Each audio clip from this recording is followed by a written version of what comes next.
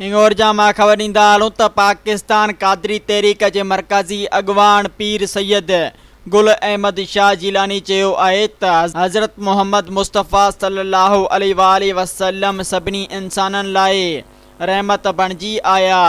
हज़ूर अकरम सल्लल्लाहु अलैहि वसल्लम जी तैलीमात अमुन भाईचारे ऐं इंसानियत जी ख़िदमत जो दर्स ॾिए थी। रबिउल अव्वल दुनिया जे कुंड कुड़छ में वॾे जोश जज़्बे सां मल्हायो वञे। असां मुस्लमाननि जे लाइ सभ खां वॾी ईद 12 रबिउल अव्वल जी आहे।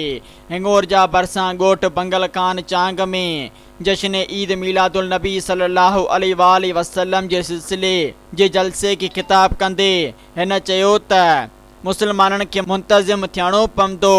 यहूदी लाबी इस्लाम जे ख़िलाफ़ कमु करे थी, इन करे दुनिया जा मुस्लमान मुल्क हिकु प्लेटफॉर्म ते गॾु थियनि।